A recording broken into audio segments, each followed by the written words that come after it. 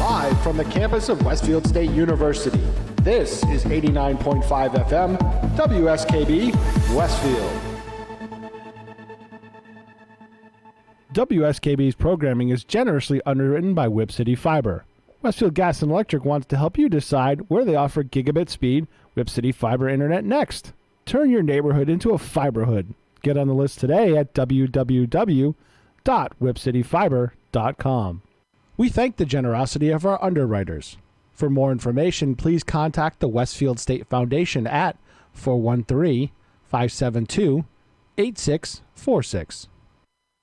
George Jones, George Burns, George Bush, George Benson, George C. Scott, George Reeves, George Wallace, George Hallis, George Washington Carver, George Jefferson, George Jetson, George Peppard, George Harrison, Boy George, by George, George of the Jungle, George Strait, George, Linda Day, George Patton, Phyllis, George Custer, George McClellan, George Foster, George Martin, George Thorogood, George Carlin, George Hamilton, George Rapp, George Jessel, Tallulah Gorge, Susan George, Curious Georgie Porgy, George Clinton, George Siegel, George McGovern, Jeff, George Lindsay, George Sanford Brown,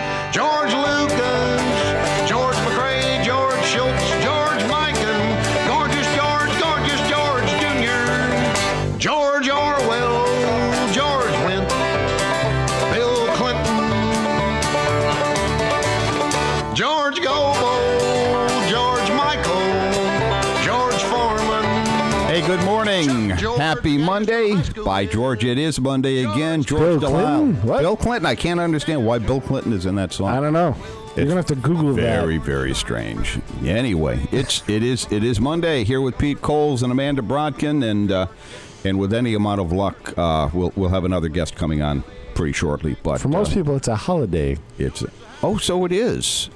Okay, see, President's Day, 46 years in the newspaper business. If you're in the newspaper business, this is not a holiday. There's no such thing as a holiday in the news business. Why are we a week behind Lincoln's birthday? No, well, they combined. I think it's an amalgamation. They combined Lincoln's birthday and Washington's birthday. Which is when? Into Washington's birthday is February 22nd. Okay. Lincoln's birthday is the 12th, and they combined the two into President's Day. And so I remember as a kid we got both, I think. The President's Day is fairly new, isn't it? President's Day is fairly new. Yeah. And I want to say it was that little stretch in the 70s when they went nuts creating Monday holidays. Yeah, obviously it has to be a Monday. Well, yeah, because what better time to sell cars? I am. Good point. Yeah. I always buy my cars on a Monday. I am glad that it's rolled into school vacation week this week. They've started doing that. Yeah. Yeah. So yeah, that's they only handy. have to, yeah. Oh, it is school vacation week. It is. That escaped me. Oh, yeah, it is. In Massachusetts, Connecticut, not all of the Connecticut schools are doing it anymore. This was normally when my kids were growing up. Of course, my wife worked managing the cafeteria over at Franklin Avenue Elementary School. So our family vacations were always tied to the school vacations, right? Well, because you have kids. That's true. Most of us, actually, George. Disney's crank up the prices. Well, but even after the kids were grown and gone, oh, that's true. Our because vacations Gina were was still working in the schools. If you work in a school cafeteria, you do not take time off except during the school vacation. So normally this would be February vacation. We would be in the car on Friday night driving to South Carolina, and we would. Because we had a free place to stay down there with my in-laws, and South Carolina it's not Florida, but it's also not snowing. No, right. And it's also not a horribly terrible drive to get there. No, 16, 17, something like that. Oh, it's not about 14 hours. 14 hours. If you were insane enough to do it straight through. I take breaks. Yeah, I do too. We always put in for the night in Maryland, and then continued the next morning, and everything was fine. Yeah, But totally anyway, doable. so if you're on your school vacation right now and you're not away from Westfield, well, you didn't do it right.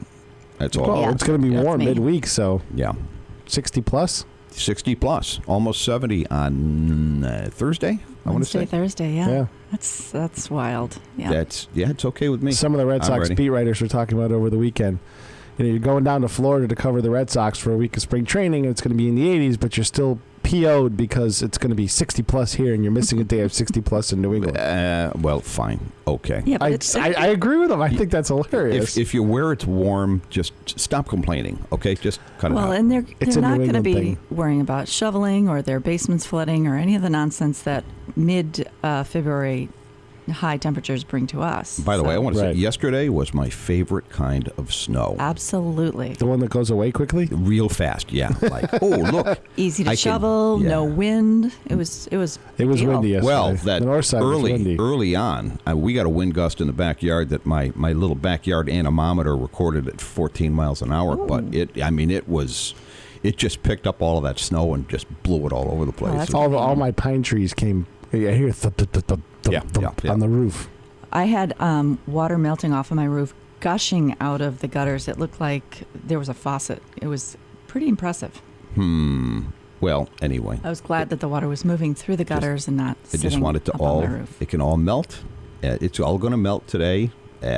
Tomorrow, the latest, it'll all be gone, and then we'll wait for the next snowstorm because this is New England. Absolutely, And we are not done. no, March. I do recall the April Fool's snowstorm when I was working for the Weather Channel. Oh, that was awful. Were you really? Yes, I was. Yeah, I worked for New England Satellite, and we were out at 495 and 93 in a parking lot, and there was no cars because it was a blizzard, and we were doing live shots with 45-mile-an-hour crosswinds and snow just blowing straight. Was we that had was that an Easter weekend? Do you no, it was April recall? Fool's. I know, but it could have I coincided. don't think so. It was 97, I think. Yeah, I was living in Michigan, and my mom and stepdad were visiting, and they had a hard time getting home because of that storm. And I think it might have been Easter that. It could have been. I don't know. I was out doing 6 live shots an hour with a tripod strapped to the bumper of a Toyota Land Cruiser or something. Did you have Cantori? No, he was on the coast. I can't remember the guy I had. He's retired since, but Yeah. Cantori was down getting flooded on the coast. That truck had salt water in it. It was nasty. There's nothing more frightening than Jim Cantori showing up in your neighborhood. I love Jim. 'Cause it's like- I've worked with Jim a couple The guy's times. He's awesome. I've never met the man, but he is a tremendous professional broadcaster. He's great to You got to work with, admire him, and great sense of humor. But I mean, the way that guy gets excited about thunder snow. Oh, you've seen those videos, have you? Oh well, I've seen them. I've seen them more or less live. Where he's in a snowstorm. There's thunder, and it's like he's beside himself. He with does the happy joy. dance. Oh yeah. So to your point, if he's in your backyard, You're doomed. You're really You're worried. doomed. Yeah, you're Have you seen the hurricane? The churches will put up Jim Cantori, don't come to my neighborhood. no, but They've actually put that up on the signboards. Like that's going to make any he's a difference. Massachusetts guy, isn't he? He's from I think so. He's from Boston, yeah. yeah. That's good, I guess. I guess. I'm right at the moment. I don't even get the Weather Channel because I'm too cheap to pay DirecTV for it. Yeah. Really? That's Yeah. an add-on? It's an add-on. Yeah, there's honest to God, I dropped down a tier and the Weather Channel went away. But that is only going to last until Whip City Fiber decides to come to my house. Just going to ask, do you have it yet? No. Not yet. No, Pete but does. You will. I haven't. Pete has it. You have have it. it, yeah. I am still. I can't give up my dish yet, though, because I'm stuck in a contract. Which is fine. Yeah, I'm not. So as soon as Whip City shows up, I'm going to go with one of the other services. And Yeah, it's a cable company over the internet. That's all it is. yeah, pretty much. But And there are because they don't have the physical infrastructure, they can be cheaper. there's a half a dozen of That's these what it things is. now, and I found one. Now here comes our other guest. So good morning. Good morning, Mr. Donnelly. Hello, Come on in. Pull up a mic. Yeah. Always late, Donnelly. Always. That's what I've heard. Yeah. They call him the late Steve Donnelly. Yeah. Not that yet. Good morning. No, we just said you were late. Anyway. No, I found one of these streaming services that offers both Nessun which is kind of a must. I got to have the Red Sox. Right. And Gina wanted TNT. I think Gina has to have TNT. PlayStation View. I believe that is correct. Yeah, that's the one that Patrick Berry found. Yeah, I was cut the cord. surprisingly impressed by PlayStation View, and I thought it was something you had to have a PlayStation for. Apparently, that is not correct.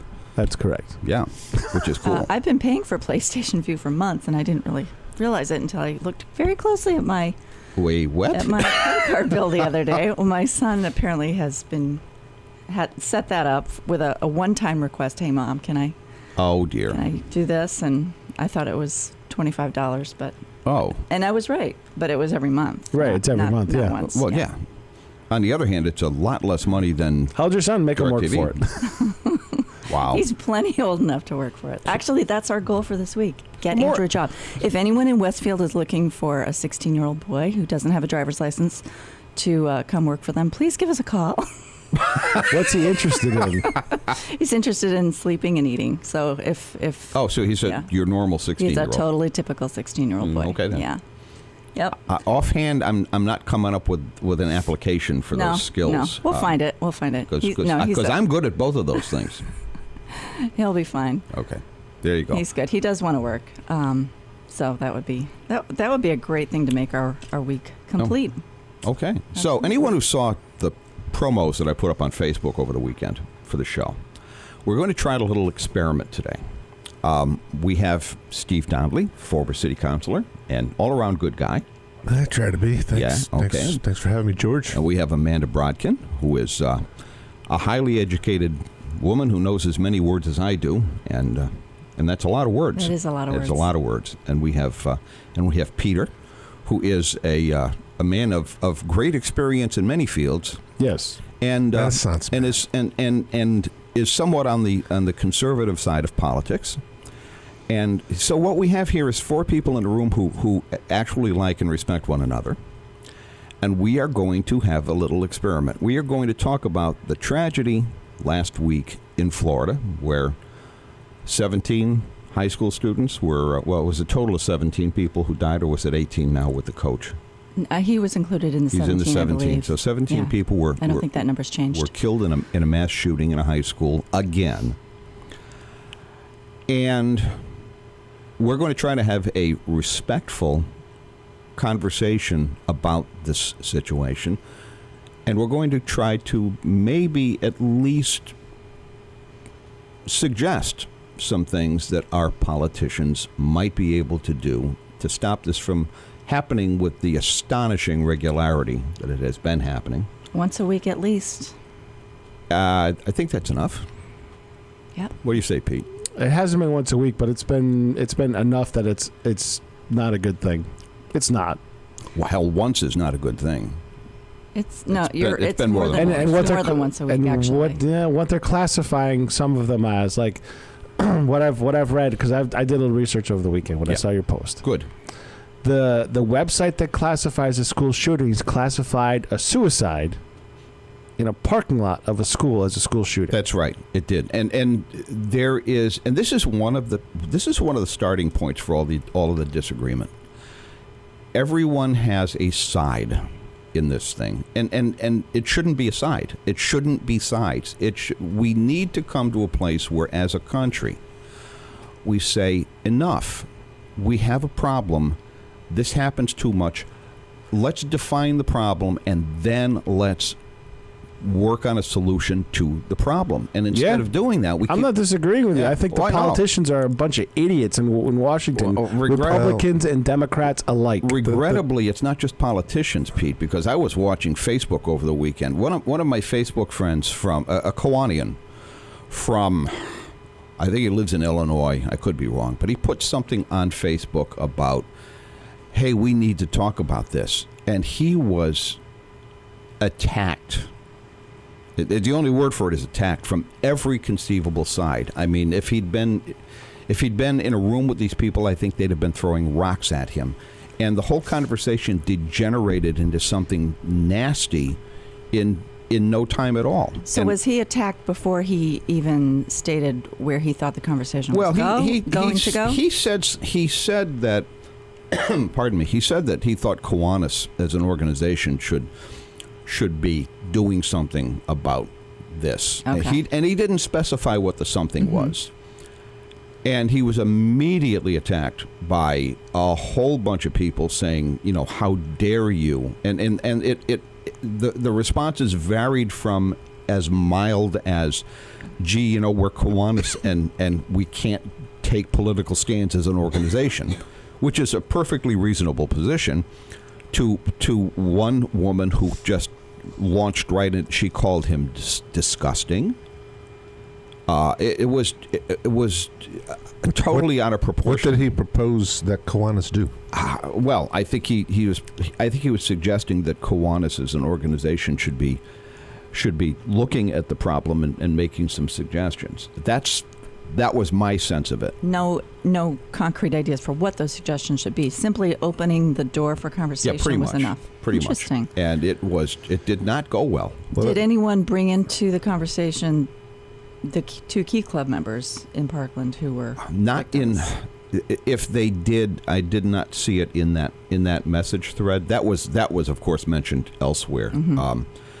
But that kind of personalizes this particular tragedy for all of us in Kiwanis, especially those of us who work with Key Clubbers, as I do. I mean, I'm the advisor for the Northampton High School Key Club, and I love those kids. They are just they're like my kids, and just the thought of somebody walking into a high school with a semi-automatic rifle and killing 17 people, it's hard to be more horrified than that. Okay, so there's the first question. How does an 18-year-old procure a rifle? Well, that's a really, really good question. And it's not just 18-year-olds. But in the state of Florida, apparently there's a 3-day waiting period to buy a handgun, and a lot of you actually have to show some credentials and training and things of that nature, but not for a long gun. This kid could walk into any Walmart, fork over his money, and go home with an AR-15. With an FID, probably.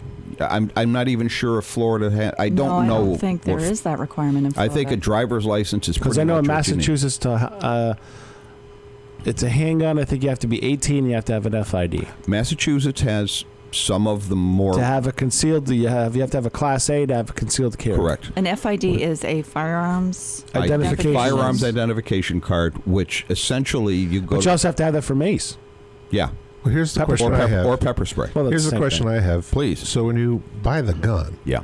you could be perfectly sane. You could be 19, 20 years old, in great mental and physical shape.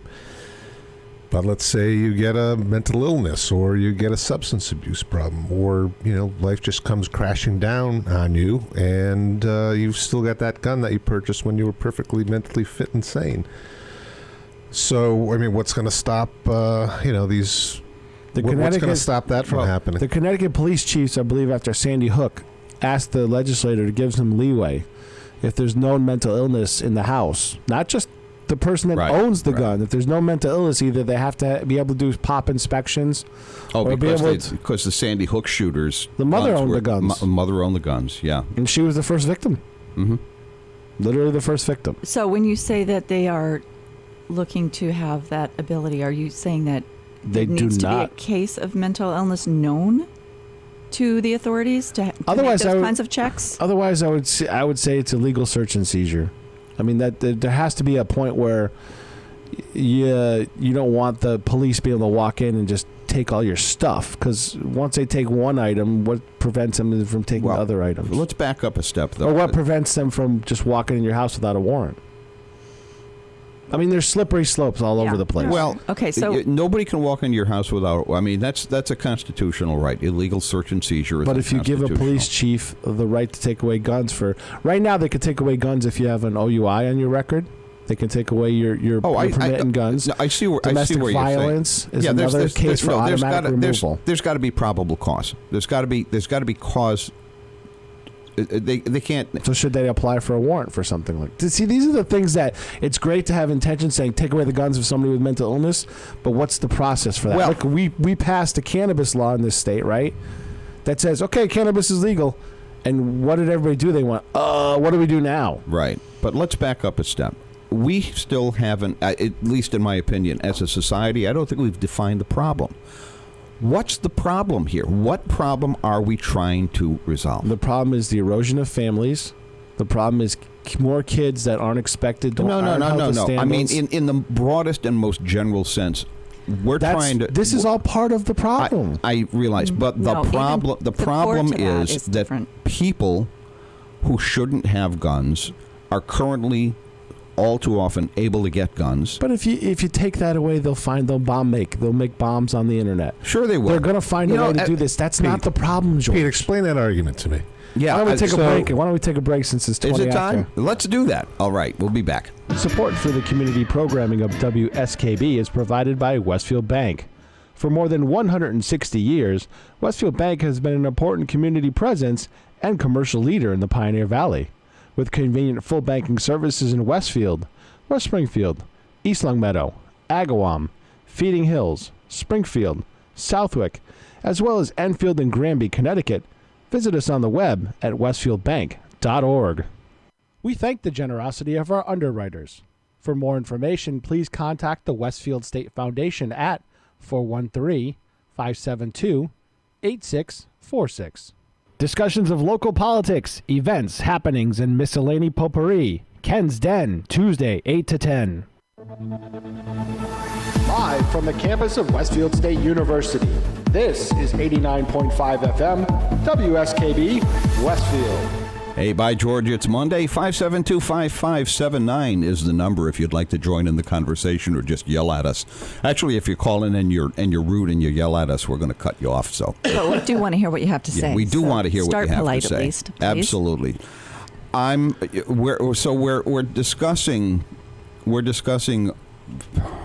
We're discussing very sad and unhappy and bad things. Now, we had another mass school shooting last week in Florida.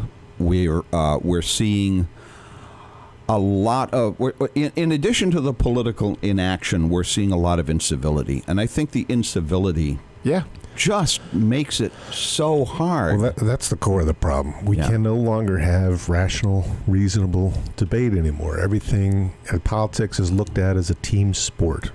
Yeah, now, our side versus your side. Right. And that's fine when it's Jets versus Patriots, but when it's matters of life and death, there's got to be a way for people to separate their political identities and their team from possible solutions. Politics is supposed to be the art of compromise, and that gets lost these days. It's been lost since the middle 90s. Well, yeah, we've got factions in both parties that are absolutely opposed to compromise. It's all or nothing. Well, both parties are there's no compromise in the parties anymore. There's still some. There are moderates in both parties. They're There's cool still heads, some middle. but they're not prevailing, and they need to.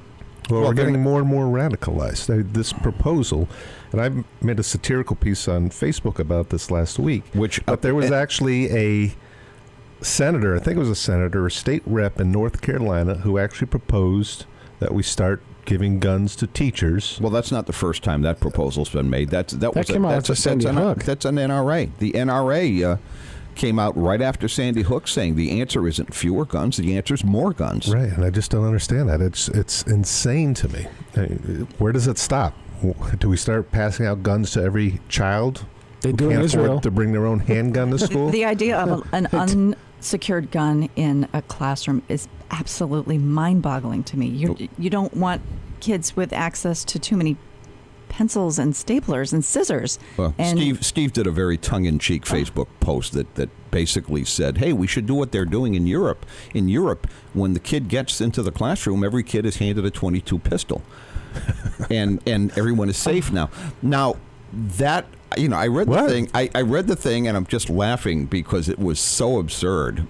And then I realized that more than half the people posting on his thread thought it was real. And that is frightening. Well, and some of them probably thought it was a good idea, too. But to that point, why are armed guards at schools not able to stop these people from coming into the schools? There was a guard at because that campus is enormous. And there's only two people for that campus. They said there's a freshman building.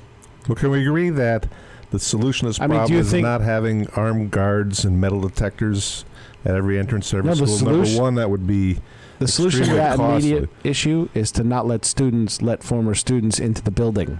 That's what happened. That's what happened in that case. That's what happens in most cases. They're let in by somebody who knows them. Anyone who Or there's an unsecured door. anyone who is well, look, I had to go to Northampton High School for a meeting during the school day a few weeks ago. And if you visit Northampton High School, you're supposed to, there is one door. The main front entrance is the one you're supposed to go in. I didn't know that. I never go there during the day. I'm there for an evening Key Club meeting. So I went to the door that I normally would go in, which is supposed to be secure. Some kid opened the door and let me in. Yeah. He didn't know who I was. I've never saw this kid before in my life. I go into schools throughout the week, probably 6 or 7 or more schools every week, high schools in Massachusetts and in Connecticut. And in every situation, you are required to walk into the building before you're checked for ID, if you're checked for ID. So even though there's a security guard there, you're already in the building. There's nothing that person can do at that point. No, I did. If you have a mindset I agree to with do you. something terrible. I think that I heard somebody say it, and I don't remember where. There's a difference between security and access. Hey, Once you have by the way, access- Pete, it is 6:30, and I'm going to say this is WSKB 89.5 FM Westfield. We'll be right back. Support for community programming on WSKB is provided by Betts Plumbing and Heating Supply Company, an independent, family-owned wholesaler serving Westfield for over 50 years, specializing in plumbing, heating, and industrial piping supplies. Visit bettsplumbing.com or 14 Coleman Avenue, Westfield. Public welcome. Support for the community programming of WSKB is provided by Commercial Distributing Company of Westfield. Now in its third generation of family ownership, Commercial is one of the premier beverage distributors of Western Massachusetts. The Plasek family and the staff of Commercial Distributing wishes you good times throughout the year and urges you to drink responsibly. Support for the community programming of WSKB is provided by the Barnes & Noble College Bookstore at Westfield State University, right here in the Ely Campus Center. Whether you're a student, faculty member, or friend of the university, it's the place to shop. Everything from Westfield State t-shirts, sweatshirts, and gift merchandise to all of your academic needs. Offering textbook materials in new, used, ebook, and rental formats. Visit the bookstore on campus or online at www.westfieldstate.bncollege.com. Support for the community programming of WSKB is provided by Bay State Dental. Comprehensive dentistry at 14 convenient locations in Springfield, Chicopee, Longmeadow, West Springfield, Belchertown, East Longmeadow, Ludlow, Northampton, Greenfield, and Wilbraham, as well as 29 Broad Street in Westfield. Bay State Dental makes it a priority to help you achieve and maintain the healthy smile you deserve. Visit on the web at baystatedental.com. We thank the generosity of our underwriters. For more information, please contact the Westfield State Foundation at 413-572-8646. Discussions of local politics, events, happenings, and miscellany potpourri. That's what you'll find on Ken's Den, Tuesdays from 8 till 10. Live from the campus of Westfield State University, this is 89.5 FM, WSKB, Westfield. We back? Oh, we are back. I'm not paying enough attention. Legal ID there. Yeah. 572-5579 is our telephone number. If you would like to take part in the conversation, by George, it's Monday. George Delisle here with Pete Coles, Amanda Brodkin, and Steve Donnelly, and we're having an interesting off-mic conversation about Yelling and screaming? yeah, well, No, we're not. And it's interesting because part of what's interesting is we come from very divergent backgrounds in this room professionally. I'm a journalist by trade. It's what I've done for almost 50 years. And I've done that too. You've done that too, but you've got direct involvement with law enforcement in your background, Pete. 15 years of it. 15 years of it. Amanda's, I think it would not be unfair to call you an educator. Well, it would be a stretch. It'd be a stretch.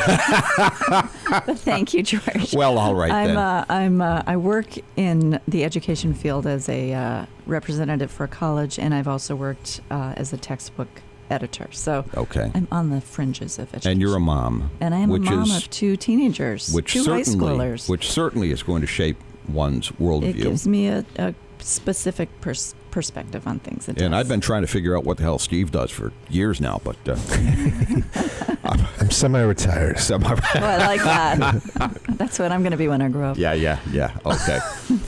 But Steve has been an elected official, and he understands, I think, the pressure that any elected official faces with making his or her constituency happy. And that's part of, I think, what we're trying to deal with this entire problem is we've got a lot of legislators and others who are very timid about taking anything that looks like a bold step with regard to this issue, because they're terrified that their constituency will vote them right the hell out of office. And there is the threat that if you advocate certain measures, the National Rifle Association is going to find somebody to run against you and give them a whole big pile of money. And I'd rather have 2 years of governing and not be scared and just go out and do it and serve your 2 years and go away, which is how Congress was intended. Well, it is, but that's not what we have today. And that's part of the problem as well. So how do you fix that? Have citizen legislators the way it was supposed to be. But how do you make that happen is my point. I mean, now you're talking about what, term limits or what? I have no problem with 12 years in Congress and 2 in the Senate. Okay. 2 terms in the Senate. Yep. So 12 years, 12 years. 12 years, 12 Goodbye. years. See ya. Hey. Don't let the door hit you in the behind. Well, as long as long as the gun issue is used as a wedge issue, and this is the problem with American politics today, is, as George mentioned, you have these K Street lobbyists like the NRA, whose sole purpose is to gin people up over these laws in order to get votes. And they put out propaganda piece after propaganda piece. It doesn't just happen on one side of the fence, but both sides it makes it impossible to have a middle ground. Everything becomes an extreme position. Like, let's put as many guns as possible in schools. Now that's a crazy idea. Let's just admit that. That is totally crazy, but it has actually been proposed. I think everybody in this room agrees that that's not a good idea. No, it's not. It's not. But otherwise, how do you secure a school? One step you can take to minimize the problem is to greatly restrict access to rapid fire guns. If this kid had a musket instead of a AR-15, or if he had a knife, much fewer people would be dead. It's not to say that no people would be dead, because I anticipate maybe you're going to go to the point of there's always going to be somebody who's going to have access to some sort of if the young weapon. Man had a handgun, not a semi-automatic, just an ordinary handgun, he probably still could have killed a half a dozen people. Mm-hmm. I seriously don't believe he could have killed 17. But that's what I'm saying. I have no problem with banning an AR-15 or a long gun with semi-automatic action. But there we go. But we're in that's not addressing the problem. You guys don't seem to get the problem is bigger than that. For the 11 people who might not have been killed between the number of 6 dead that George just threw out versus the 17, that is irrelevant. I get that, but for the 230 million people in this country, nobody dying is good, right? You get that point of it, right? Of course. Right. But it's not going to stop the problem. We don't have to stop the problem. It's to one of try the to address factors. it. Pete, explain this to me. So, if we wanted to, we got to regulate the speed limit, right? So, one possible solution is to put regulators on every car, so you can never exceed 65 miles per hour. You realize the only reason the speed limit so was... that's one possible solution. We decided... Steve, Pete, I'm not done. Answer my question. Okay, Why was the speed limit put into effect in the United States? To Why? make the roads safer. No, it was not. It was to conserve energy in the 70s. Well, go look it up. We're not talking about Pete, highway there were- speed limits. wait, I'm no, talking wait a about minute. on There were- residential streets. There were speed limits long before that, Pete. I mean, I remember when, and that was during the Carter administration. The Carter administration, it was during the first Arab oil crisis. 55 miles an hour. 55 miles an hour. But that wasn't the inception of speed limits on our roads. Speed limits on our roads have existed since almost as long as cars have existed, and they were put in place as a safety measure. Right. The first few kids who get ran over by cars going 50 miles per hour through a residential street, they said, hey, we have a problem here. What can we do to try to solve it? Oh, I know. We'll create a law to slow the cars down. At least try to. We may not solve the problem, but it's going to help. Who now in this day and age respects any of that? That's the other problem. So let's get rid of speed limits. That's I'm not saying get rid of them. Why not? Why not? People are going to break the law. How about enforcement? How about enforcement? And here's the point we're trying to make here. The point we're trying to make here is, and I'm yelling at myself as well as the others in the room. Let's not argue ad absurdum because it doesn't help the matter. We need, as a society, to have a respectful conversation about these issues, and not come in with a preconceived, prejudged. This is the way it is, and I don't want to listen to any facts. That's the problem we've got, and the whole society is we're talking past each other instead of to each other, and if that continues, we're not going to get anywhere with it. The other side of it is that people want to make this a single cause issue, and it's not. There are so many factors that play into school shootings. You have to address each of those angles. Well, and no one fix. I think you're going to agree with this, Pete. There is no one fix that's going to take care of all of these issues. That's what I've been trying to say since 6 o'clock. Yeah, but we've been agreeing with you since 6 o'clock. Pete agrees we should regulate semi-automatic. Does Connecticut have some of the toughest gun laws in the country? Yes or no? Yes. Okay, so how'd Sandy Hook happen then? It didn't have them. The trouble is before Sandy Hook. Well, you know how Sandy Hook happened. Sandy Hook happened that's because what I'm saying. You're trying woman, to say... No, I'm saying if that woman had not been able to purchase that semi-automatic weapon, which she shouldn't have been able to, in my opinion, but that's just an opinion. If she had not been able to purchase the semi-automatic weapon for her mentally troubled son, he wouldn't have had access to the weapon, and that school shooting might not have happened. But that wasn't the only weapon he had on him. It's the one that did the bulk of the damage. Well, and the point is that he was a mentally ill person who had access to weapons, even though he was a legal adult. There's a factor that needs to be addressed. Well, he had access. He didn't have legal access to the weapons. His mother did. His mother had access. And she circumvented the laws that were designed to protect him and her and the community. She made, for whatever reason... I don't think mental illness right now in the state of Massachusetts is a cause for denial. I can double check on with the police department. I read the FID laws last night. Apparently, an FID card is up to the discretion of the local police chief. So if he doesn't know, has information about your status, then you're not going to get that card. But here's that also, once you get it, I don't think you can revoke it just for that.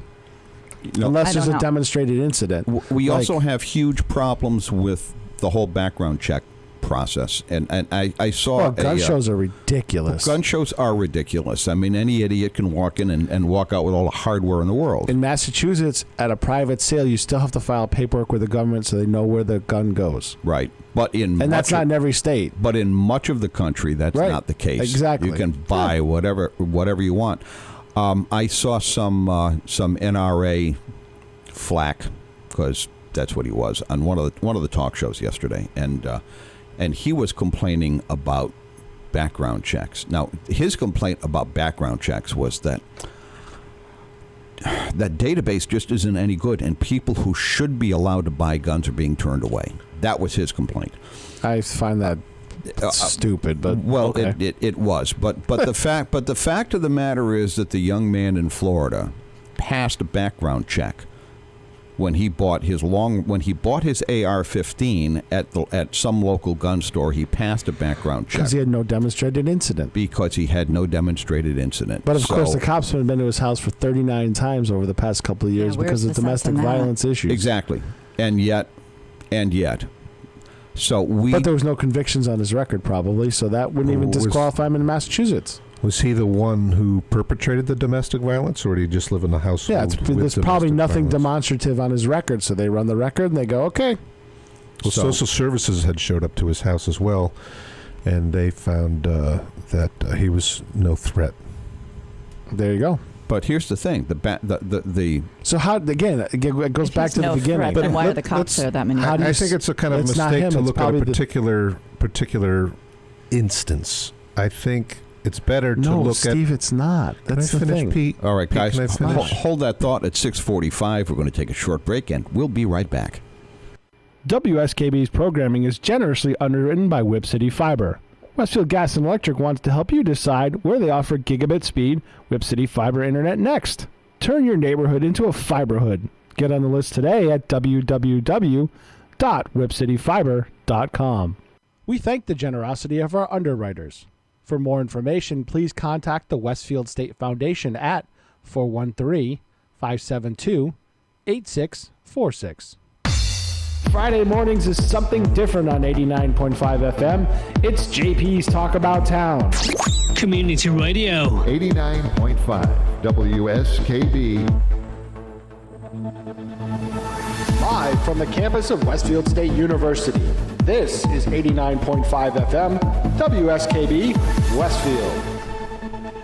Hey, by George, it's still Monday, and it is 6:50 in the morning on Monday. 572-5579 is our phone number if you would like to take part in this extremely weird conversation that we're having about the Florida massacre and about gun laws and about things that maybe reasonable, rational people can agree on that might be necessary to perhaps stem the tide of these killings a little bit. We haven't touched on mental illness yet. Well, mental illness is a factor. Obviously, it's a huge factor. It has been a factor in probably most, if not all, of these mass killings.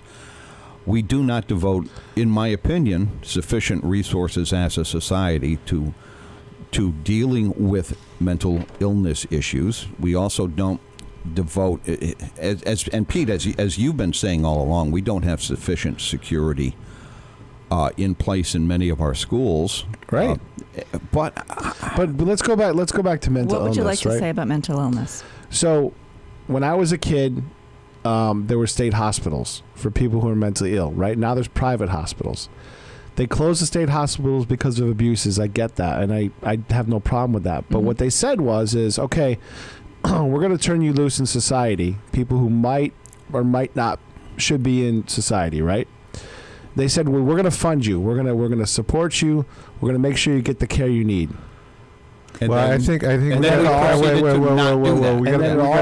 got to be very careful here. And then it all went away, Steve. Whoa, it was defunded. There's a huge difference between someone with a bona fide mental illness and someone who is extremely. I mean, we're talking about, schizophrenia, bipolar disorder. Like right. Those people are actually not the violent ones. They are not. The people that are violent are the people who are, emotionally troubled. Society hasn't been there for them, who are outcasts for, unexplained reasons that I can't explain. I'm not a psychologist. But there's people who walk about life every day. You see them every day. They look completely normal. And they give very little indication that they're a ticking time bomb. I don't know Steve, that addressing our mental health. These people, the guy in Vegas, what was that about? He wasn't a. The kid in Parkland was a known time bomb. He was, but he doesn't have a bona fide mental illness. he was depressed or whatever you want to call it. But he has a lot of I'm sure if traumatic background, and he does not have anyone advocating for him. Now that he is a legal adult and both of his parents have passed away, he doesn't have anybody looking over him, making sure that he's on his It sounds like whatever. both of his parents weren't there for him for his entire life. And that's the path that he was led down. Quite possibly. He also, my understanding is that he was adopted, and there can be a lot of very, very complex issues associated with that. So he was a combination of factors. But shouldn't he have been on the radar at that point? He was on the radar. If the police came to his house that many times. And again, nobody did anything exactly. about it. Well, that's it. And that's again part of the problem. What could you do with him?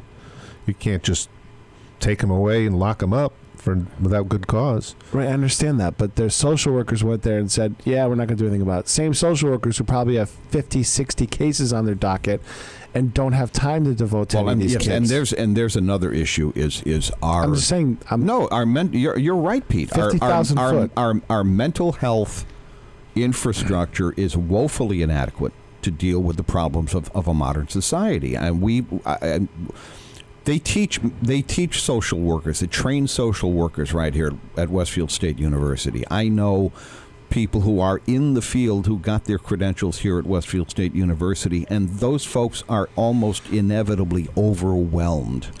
Their caseloads are insane. One good friend of mine who worked in the Massachusetts system got out. I mean, she left here and she went to work for a private institution in Connecticut because her caseload was literally unmanageable by any human being. What's frustrating is the funding. You know, the gun rights lobby talks about how it's a mental health issue, but they've done nothing to improve our mental health system. No, they didn't advocate for extra money. You know, it's all just talk to deflect away, I think, from the real problem, which are these rapid-fire guns. But, Steve, I have no problem regulating those or getting rid of them. There's a bigger problem of dissolution of the family. One parent, where a parent works 3 jobs and has 4 or 5 kids. They have no supervision. They have no guidance. We grew up in families that had parents that guided you, that sometimes disciplined you. That's all gone away. Well, I had parents who let me ride along in the back of the rear view without a seatbelt. You know, what, in the back of the station wagon? Yeah. Guess what? We all survived. Most of us did. But Pete, I mean, society has shifted throughout history. We're not going backwards. We're never going to go backwards. We're only moving forward. So how do you propose to change that? I'm back with Steve. One of the factors that we can control is the access to the rapid fire weapons. So why not? Why not advocate for having families come back? Well, Pete's for it. How are you going to regulate that, Pete? Come on. Pete is with us. Not regulation. Pete I'm talking about a agrees. societal change. Pete agrees we should. We say that's okay, but Pete, it's really not what okay. What you're saying is a highly desirable thing. How the hell do you accomplish it?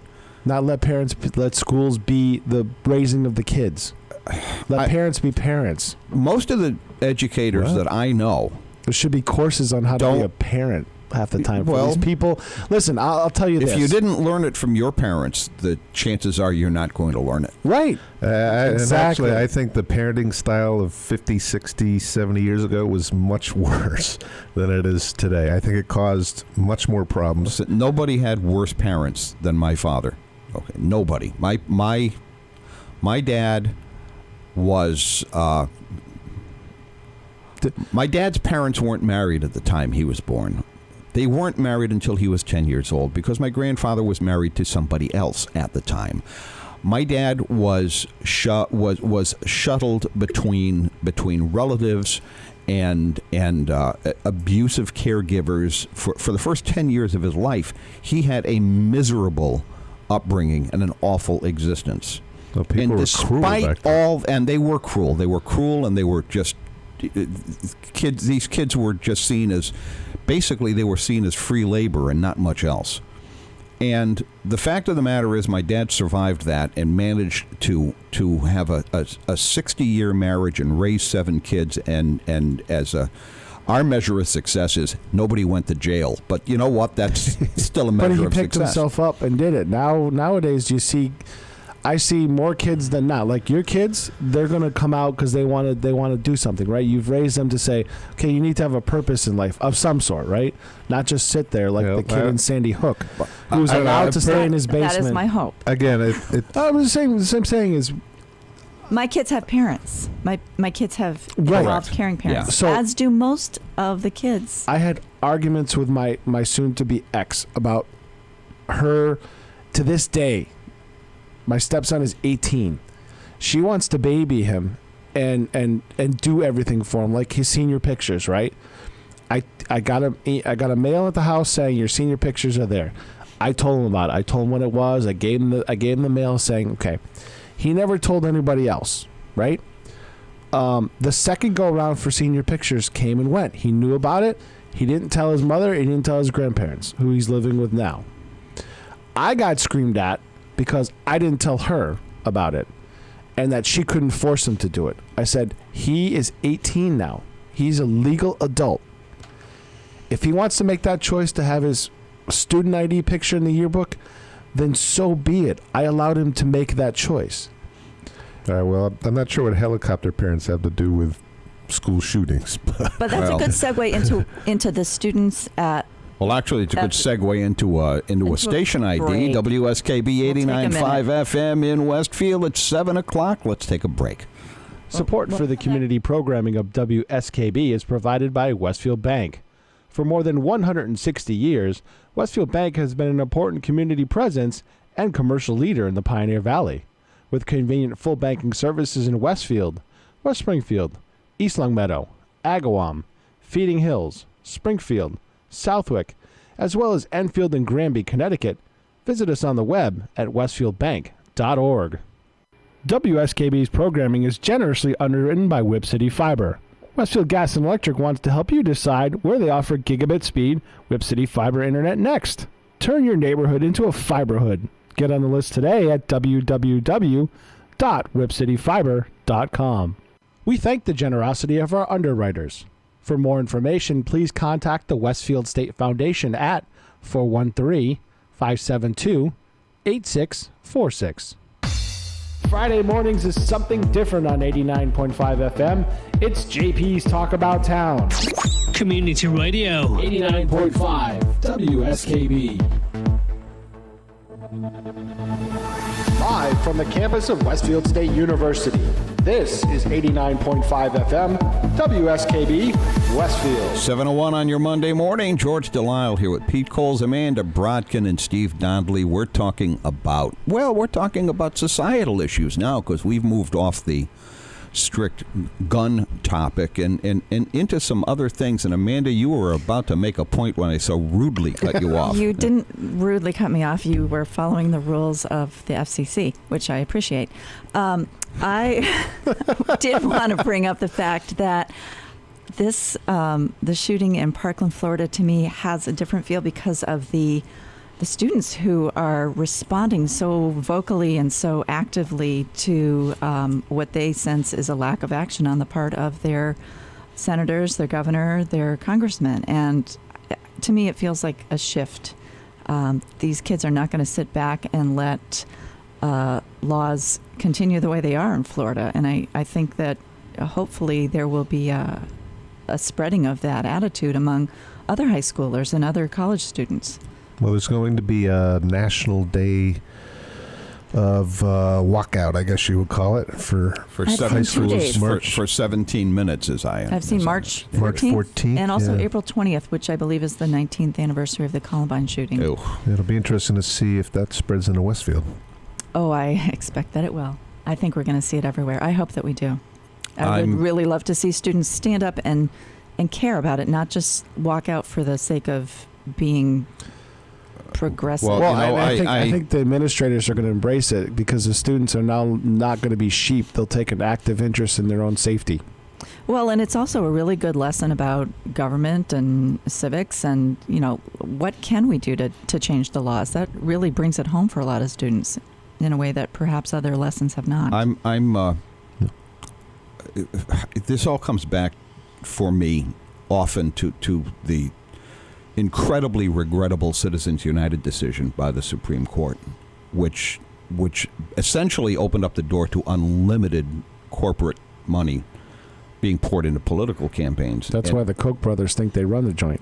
Well, the Koch brothers think they run the joint because at the moment they do. They do. I know. Both parties. It's like I saw a it's funny, but it's not funny. I saw a Facebook meme about the Koch brothers have saved enough money with this recent tax bill that they can buy 5 more senators, probably more than 5. I'm thinking, but it has taken the power away largely from the voters. It's taken the power away from individuals and put it in the hands of a very few ridiculously wealthy individuals who are able to some degree to control the flow of the information that is presented to us. And it's dangerous. It's bad for our society.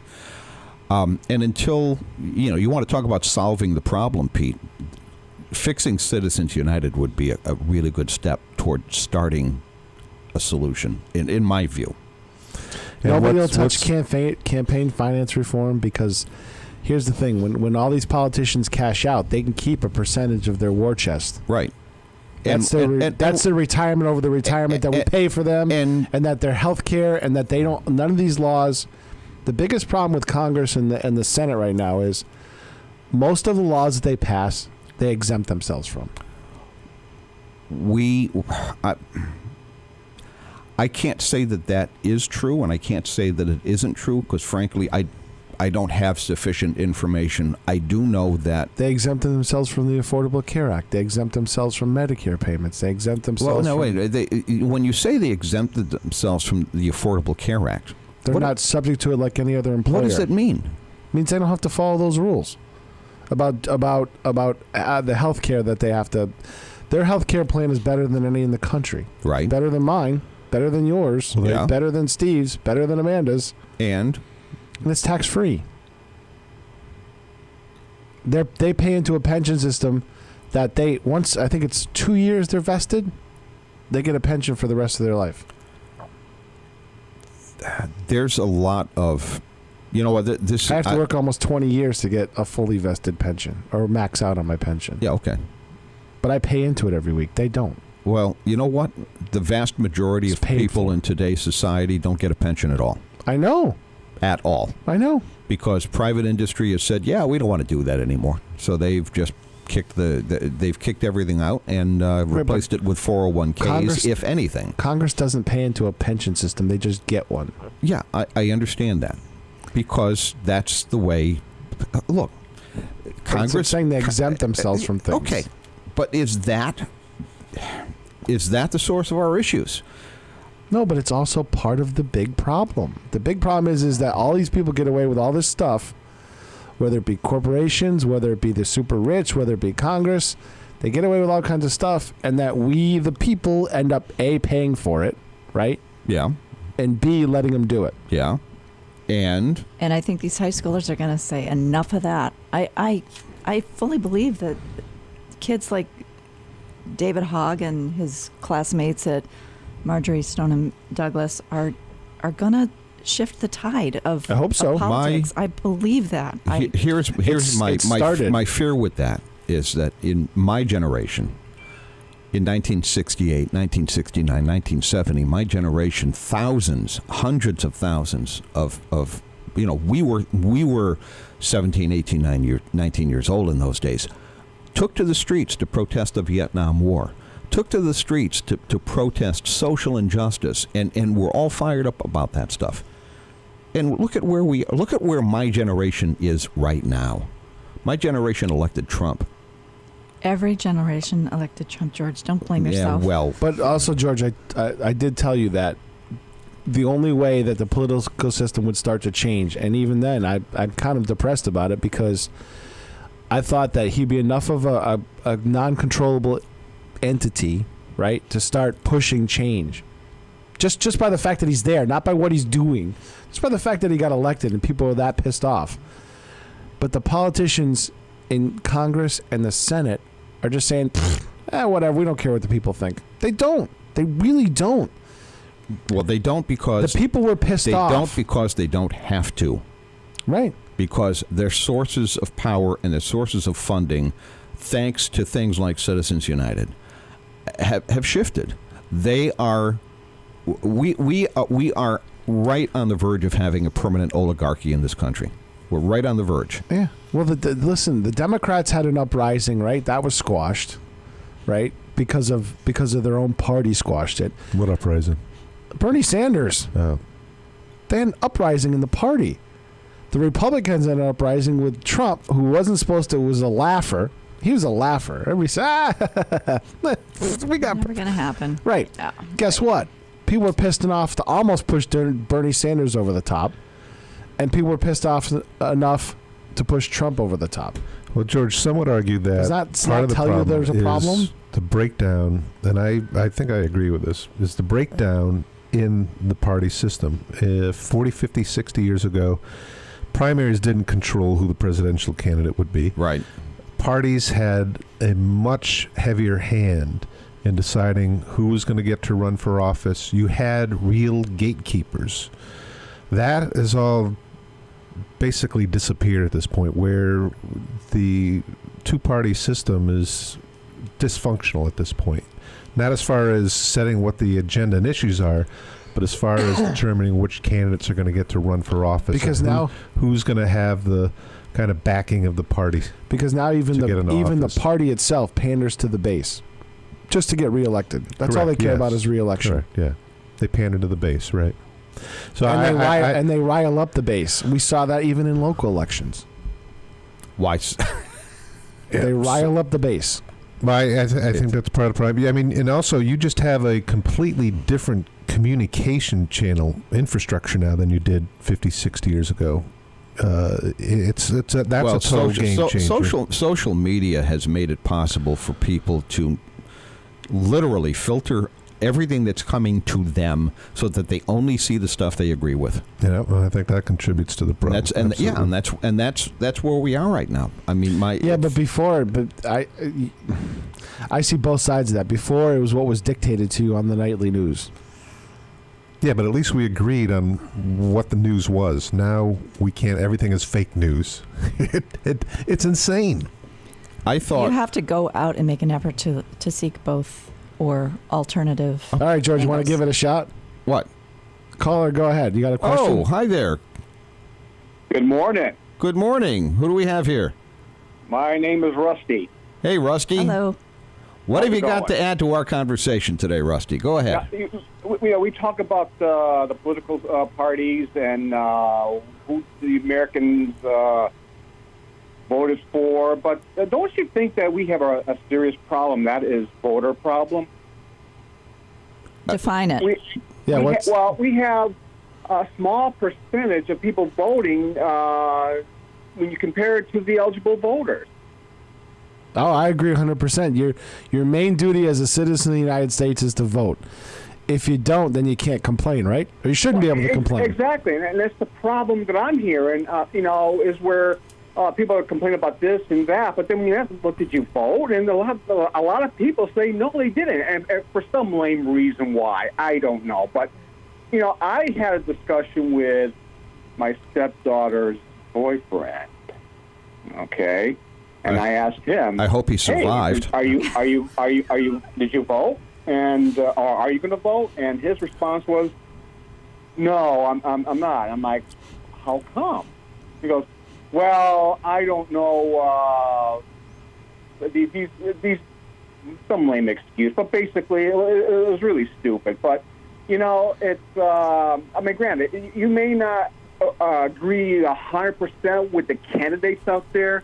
But at the very least, you kind of have to. There's something. I agree with you. Yeah, I agree with you too. Yeah, voter apathy is a huge. I love problem. the fact that Colin Kaepernick, who caused to start a great change in the NFL, didn't vote. I was like, you know what? At that point, go away. Just go away. You know what? I was unaware of that, and I have to. He came out saying, "Didn't vote. I didn't vote in the presidential election." Well, I'm like, then shut up. Yep. If you don't vote, if you're not voting, you are absolutely part of the problem. Yeah. Our voter apathy in this country is worse than almost any democracy, first world democracy in the entire globe. We have one of the worst voter turnouts of anybody. Part of that issue has. I'm sorry, Rusty. Don't mean to cut you off. You go ahead. I'm willing to bet that when you look at anywhere around the world, Europe, of course I don't know this for sure, but I suspect that this is the case. In Europe or South America, I bet there's a greater percentage of people voting out there than we do over here, whereas money is the name of the game here as far as elections go. And, I guess a lot of, people just don't think for themselves. I mean, they're just not concerned. They don't care. All they do is hear the news, all the noise out there in the news media and all that, and it's like, and they form an opinion that there's really no basis for, and it's like, you don't vote, but yet you complain about what's going on and all that. Rusty, let me ask you this: do you think if we did have greater voter turnout, that our elections would be that much different, or is the segment that we're getting maybe a good statistical predictor of how the elections would go regardless of what the participation is? I don't know if it would change anything, but I think the problem is that the people who are eligible to vote, who are not, and as far as the statistical part, it'll be a more accurate reading, I think. But again, it's a case of one complaining, and then they're complaining about Trump, or or anybody for that matter. I know a lot of people claim they didn't vote this time because they didn't like either candidate. No. And I think that's BS as well. I got to agree with you there, Pete. Yeah, you have a choice. It comes down to the local level here in Westfield. It's the same problem there. I mean, you go to the social media, the Facebooks and all that, and you hear all these lame idiots out there who just make complaints about it. But I'm willing to bet that, hey, it's election day. Oh, it's drizzling out there, and they don't go out. Absolutely. Well, you know what? The worst problem, in my view, isn't the general election. It's the people who don't bother to vote in primaries. The other big thing is, and I said this, I think the mayor was on the Westfield News Show, and I said it's ridiculous in this country that the election that means the least to you overall, your daily life, is the presidential election. Means the least, right? In your daily life. Yeah. The election that means the most is your local and state elections. Right. And those are even lower turnouts, 20% maybe if you're lucky. That's ridiculous. I'd be willing to bet that half the people in Westfield have no idea who their city councilor is. Right. No idea. Never had any contact with them, never even heard the name. Right. And yet those are the people who are making decisions that are going to affect your pocketbook day after day after day. Hey, I'll be honest. When I first moved to Westfield, first few years, I was completely oblivious to what was going on with local politics. I didn't know the community, didn't know who was city councilor. It wasn't until an issue that I cared about that I started really paying attention to it. So people are busy. There's no easy solution to this. I mean, you just have to do what you can to get information out there and try to catch people's ear, and hopefully they will get involved. Still with us? I gotta make a comment that every time there's an election, I go to the voting facility, and there's a lot of people sitting on tables. There are a lot of volunteers, checking in names and all that, but there's not a lot of people voting. No, there aren't. Rusty, we're going to take a quick break. It's 7:17. We'll be right back. Support for the community programming of WSKB is provided by Commercial Distributing Company of Westfield. Now in its third generation of family ownership, Commercial is one of the premier beverage distributors of Western Massachusetts. The Plasek family and the staff of Commercial Distributing wishes you good times throughout the year and urges you to drink responsibly. Underwriting for community broadcasting on WSKB is provided by The Press Room, a community coffee and snack cafe right in the heart of Westfield's Gaslight District. The news of the day always includes a steaming cup of coffee or tea, donuts, bagels, pastry, and other delectable treats at The Press Room. Open weekdays 7 to 5, Saturdays and Sundays 7 to noon. The Press Room, 62 School Street, Westfield. Support for the community programming of WSKB is provided by Wally Computer Associates, one of the largest technology providers in North America. Headquartered in Southwick, Wally provides all of the products and services that you'd expect from a world-class technology partner to schools, colleges, businesses, as well as state and local governments and agencies. Wally Computer Associates, meeting all of your technology needs. On the web at WCA.com. Support for the community programming of WSKB is provided by Bay State Dental. Comprehensive dentistry at 14 convenient locations in Springfield, Chicopee, Longmeadow, West Springfield, Belchertown, East Longmeadow, Ludlow, Northampton, Greenfield, and Wilbraham, as well as 29 Broad Street in Westfield. Bay State Dental makes it a priority to help you achieve and maintain the healthy smile you deserve. Visit on the web at baystatedental.com. Thursday morning from 6 till 8, it's Patrick Berry, owner of the Westfield News Group. Community Radio. 89.5 WSKB. Live from the campus of Westfield State University, this is 89.5 FM, WSKB, Westfield. 7:19 on your Monday morning. George Delisle here with Pete Coles, Amanda Brodkin, and Steve Dondley. And continuing our discussion, which has wandered from school shootings and gun control into all manner of other societal issues. Well, but we're all those need to be addressed. They under do. the same umbrella. Yeah. Thank you, Rusty, also for calling. Yes, indeed. It's the first time I've had a caller while I've been on the show. Yeah. You did it, George. You did the impossible. It's amazing. 572-5579. That's it. 572-5579. Light up the phones, Yeah, people. let's come on. Be part of the conversation. This whole thing about voter apathy and people who don't register to vote and who don't go to the polls, that is really disturbing. It really is. Oh, it's a huge problem. Yeah, it's a gigantic Huge. problem. I worked with a woman for years, and she lives here in Westfield, and I'm not going to mention her name, but she just drove me nuts because she constantly complaining about the city government this and the city that and politics this and that, and I said, well, you're going to get your chance to do something about it. Oh, I'm not registered to vote. Why aren't you? Oh, I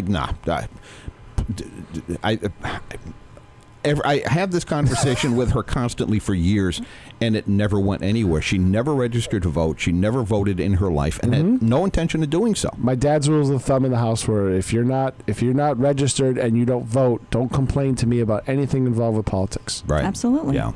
Caller, go ahead. What's your name? Adam Wright. Adam Wright. Good morning, Adam. Morning, Hello. Mr. Hey, Wright. I got a question. Pete, you and I were at the same bar last night till relatively the same time. Yes. Why am I just able to wake up now? Because I have multiple alarms. He's so much younger than you. I think that's it. It's the. Hey, I got to tell you guys, this is I think the best show I've heard on WSKB since the station started. Well, it should be. It's the Adam Wright show without Adam Wright, but now it's with Adam Wright. So here we go. Well, I don't know. No, I'm serious. This has been an amazing conversation. And Amanda, you should have your own talk show. I'm just saying. Oh, thanks. If you know anybody who knows anybody, we'll see what we can Pete do. Coles will hook you up. Okay. Thanks. All she has to do is make eye contact with Bob Plass. Right. Yeah, I've heard that there's some sort of weird Zen thing that happens. Yeah, him and Harry Rock. Harry's got that moniker now, too. Right. So, Adam, did you have something to add to the conversation? What are your thoughts? I was just calling to say good morning. Oh, okay. Hello. Good morning. Too early, huh? We've kind of Too early. bounced around all the different. Okay, we started with the shootings, and we kind of agreed that the assault rifles need to either be highly regulated or go away, right? Then we kind of drifted on to mental illness, and then we drifted on to families, and then we drifted on to voting, and we drifted on to how society is going down the toilet. Something that... listen, Go ahead. There's a lot of what you guys have said. I've been listening for the last half hour or so. But there's a couple of issues that I think are misnomers that we have to look at, and one of them is mental illness. We have no more mental illness in our country than any other developed country. Ding, Yet ding. we have an inordinate amount of deaths by firearms. This is not a mental illness problem, and I think there's such a rush, especially on the right, to try to paint people who do bad things with a broad brush. And I think they're arguments typically are intellectually unsound because they are just looking for an excuse to not have to take responsibility for the fact that they have done nothing on gun control for the last at least 10 years. But Adam, I'm on the right, and I agree with you on the gun control part. But it's very rare. But at the same time, you also have to address mental illness. There's no funding for it. Sure. You know what? That's you have to do them concurrently. Right. We need to address mental illness the same way we address cancer, or the same way we address Parkinson's disease, or heart disease, or any of the other diseases that afflict Americans. But it cannot be used as an example as to why people do mass shootings. Look, you have to be mentally impaired to go into a school and mow down students. Yeah. Sane people don't do that. Right. Sane people don't go into Sandy Hook and start killing first graders. You're making my point. So how do you make mental illness something that's a moneymaker for the medical companies? Because I think that's a great question. But the fact is that if we agree you have to be insane in order to go in and kill first graders, right? We agree about that. We do. Okay. To kill anybody, Adam. To kill anybody, you have to be not right. I could think of a few exceptions. Let's talk about mass. We're not talking about domestic situations. We're talking about crazy people. But I think in domestic situations too. Look, I mean, sane people don't beat their wives. But let's talk about mass shootings. So if we agree, you have to be mentally incompetent to go in and shoot up a school of first graders. What's the difference? The difference is access to high-powered firearms that allow mass destruction in a very quick amount of time. And it doesn't matter whether it's legal or illegal access to those firearms. They're there, and people are getting them. So let's make it harder for them to get them. Yeah. That's really the only option that we have. And quite frankly, to some extent, the horse is out of the barn. There's 300 million guns out there. We have more guns per capita than any other country in the world. And number 2 is Yemen. Well, that's precisely That's precisely what they did in Australia. They had a series of massacres, and they decided, listen, we're going to do something about it. They passed some legislation, and the direct result is they've had fewer massacres since they passed this legislation. The legislation was a gun buyback. They've had no massacres since the legislation. Exactly. But that's not going to happen here. No, the scale of the problem in the United States is far greater than it was in Australia. I mean, what's their population? It can't be a tenth of ours. Yeah, but George, they are much crazier over there. Population of like New Jersey or something. Well, Steve says they're crazier, and they have kangaroos. So yeah, okay. But here's the thing. I mean, if we realize and there is also a difference in that we have the Second Amendment, and the Supreme Court is never going to interpret the Second Amendment as.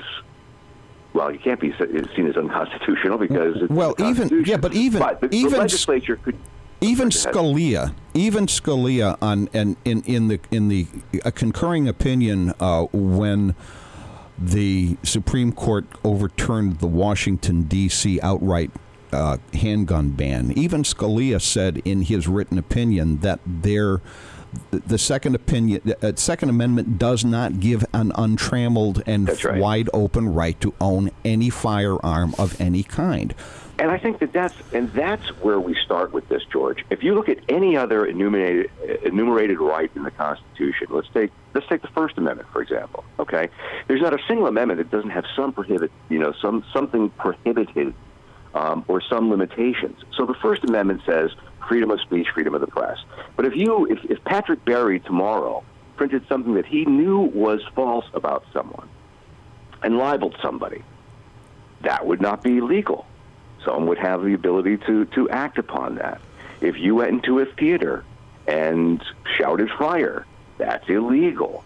We don't have absolute rights. Exactly. Well, let's also not forget, we used to have a semi-automatic rifle ban up until 2003, and it expired. We did it for about, 10 years, was it? And why we continue to write laws like that and give them expiration dates is beyond my understanding. I mean, that just didn't make any sense. Of course it is. It's kicking the can down the road is what it's doing. Right. But if we have the ability to put restrictions on rights, which we should, you're not allowed to own a bazooka. You can't own an Exocet missile launcher. That's only because they don't have good lobbyists. Yeah. Yeah, if Ruger, or you don't have enough money. If Ruger was making bazookas, we'd probably be able to have those too.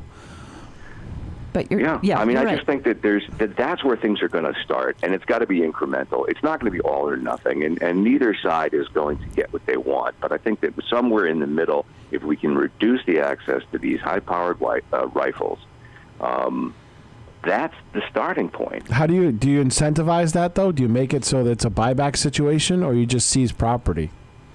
That's where some people get a little bent, like this whole gun stock thing with Maura Healey. I'm not sure you can take what's already out there. I think that's not going to happen. Oh, I think that has to happen. Well, I don't agree with you on this one, Adam. The state of Massachusetts just did it with the bump stocks. I think they need a buyback program, and I think they need to say you can turn this weapon in up to X date.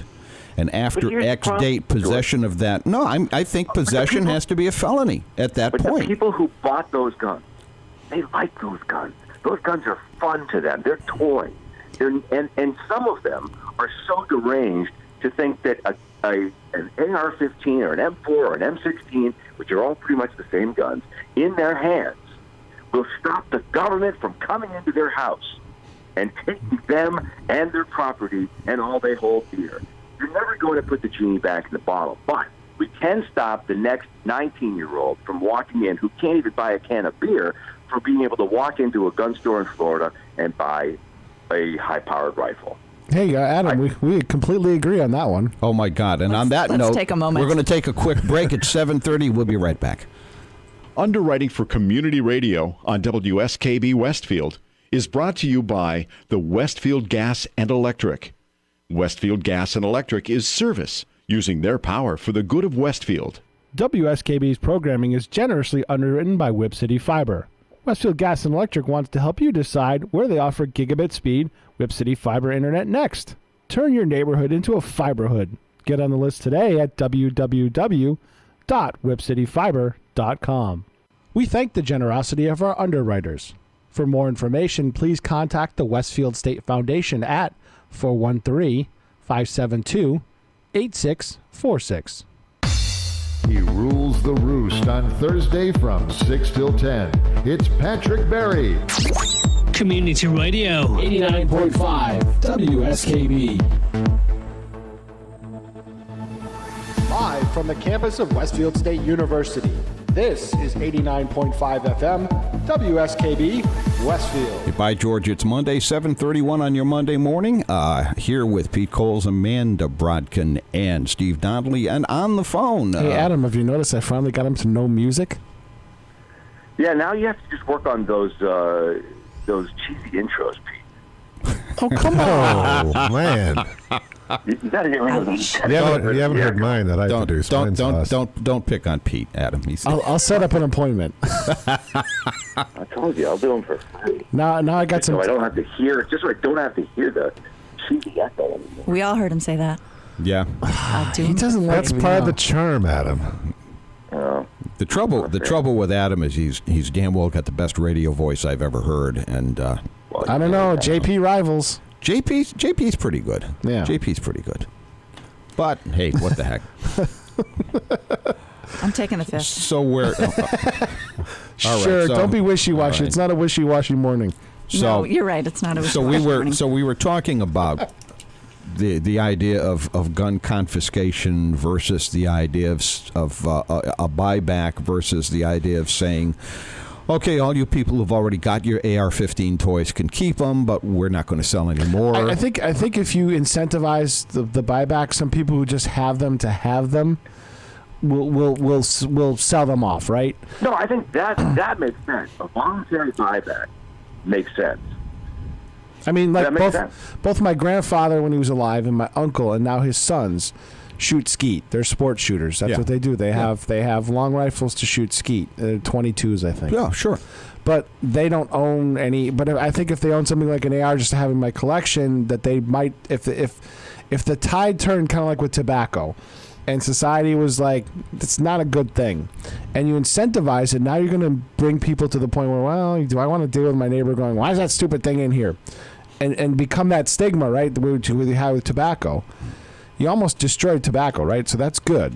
Yeah. I agree with that. So yeah. By the way, you have to a shotgun to shoot skeet. You can't shoot skeet with a 22. But I think this has to happen on a local level. I think you need local police departments to say, we will buy back, because they do buybacks. You know, Springfield does a gun buyback every year. There are communities that do buybacks. It's never going to happen on a national level. That money gets funded by the federal government generally for a buyback. How do you make a buyback attractive to the general gun owner? Well, you make a societal change. You have to have people make it so stigmatized to own something like that the peer pressure. But as far as I'm personally feeling, but you've got the entire gun industry is doing exactly the opposite. They're trying to make that weapon glamorous and desirable. Here's the thing, though, guys. The best thing to stimulate the gun industry is to get a Democrat elected, because that's when people buy the most guns. It's true. Well, that's when true. Obama That's was true. president, Barack gun Obama sales sold went more nuts. guns than anybody. Yeah. Now that Trump is president, gun sales have dived. Let Adam talk. I want to, and I don't want to necessarily promote this. Look, I am fairly well steeped in the gun culture. I have a significant experience with guns. I go to the gun range on a regular basis. I have my permit to carry. I have a few guns. I like shooting guns. I've shot guns since I was 7 years old. I like to target shoot. That's my thing. But you have to understand the gun culture. And I don't think the average American has any idea how insane these people are. There's a website, a forum-based website called northeastshooters.com. Go to the main forum. You don't have to register. You don't have to sign up. You can just, for your own pure interest, look at it. If you look at the main forum on that website, you will soon realize that these people, the vast majority of the people on this website, and there are hundreds of thousands of them, are insane. Pure out insane. Paranoid, unintellectual, uninformed. These people are crazed about their guns. And they're the ones that think the government is going to come and get their guns. You will see stuff that will just turn your head, just absolutely turn your stomach. So there's a culture out there that the people that have guns, the most of the people that have guns, they don't want to give up their guns. They don't care what you think. They think that you are a snowflake. They think that you are a persecutor who's just trying to steal their rights. And so unless you give them some financial incentive to wean their collection, they're not giving up their guns. You can try to make it as much of a negative stigma as you want. It's not going to translate into these people giving up their guns. And those are the people that have AR-15s and guns like that. And I can't imagine that dollars would make a whole lot of difference to those people either, if they're that steeped. Probably not. It would if it's combined. I think if it's combined. It worked for tobacco. Yeah, but you're talking about a mindset and a mentality that is so extreme. That's right. But you know what? Tobacco's a physical addiction. But most people I know who are smokers, they would love to give up Yeah, they smoking. don't want to be smokers. Right. Adam, we started this whole thing with the premise that reasonable, rational people should be able to have a reasonable, rational discussion as to what our problem is and how do we go about solving it. And I started with the idea that the problem is that we have had too damn many school shootings. Young people are being murdered, and that it is a desirable thing for us to make that stop. George, you've used the words tragedy and murder, and I think they are two very different things. I think a mass murder is a tragedy. To me, a tragedy is something that is possibly unavoidable. Oh, okay. If you look at this kid's history, that was probably unavoidable. If you read, well, Steve, he would have killed less people. It would have been harder for him to get. He would have killed less people, but I think he would have killed somebody or somebodies. Okay, not 17 people. Okay, but how? As a point, to George's point, where they start, there's got to be a place to start. You're not going to have, neither things are going to happen. Either we're not going to have anything happen from now on, which I think Amanda's right. I think we are at a turning point. I think this feels a little bit different. You hope. Although, you know what? think that after Sandy Hook, things would change. Then you thought after Gabby Giffords was killed, there was shot, things would change. Then Las you thought Vegas. after Steve Scalise was shot, things would change. And then after you thought, 59 people get mowed down at a concert in Vegas, now things are going to change. But there's no will from our elected officials to change. Therefore, it's not going to change. I don't think it's going to change well, today. there's no will from the elected officials in power to change. But when those high schoolers are voting age, that's... We said that about the college kids, though, and Bernie Sanders, and look what happened. So how do we... You know what I mean? So how do we convince Americans? Because I think the vast majority of us want to solve this problem. I think there 80% of Americans are against high-powered rifles, being able to buy them, and for improved background check. And we can't get Congress to vote either one of those things. We can't even get them to take up legislation. We can't even start a discussion. No, and that's where it starts, George. So we have to turn the tide in Congress. That's the first step. People who are 18 years old, especially high schoolers, need to vote. Absolutely. And I know you guys were talking about voting turnout, and that's the key. Yep. Because if 80% or 90% of the American public want stricter gun laws, but only 58% voted in the last presidential election that were eligible, there's your problem right there.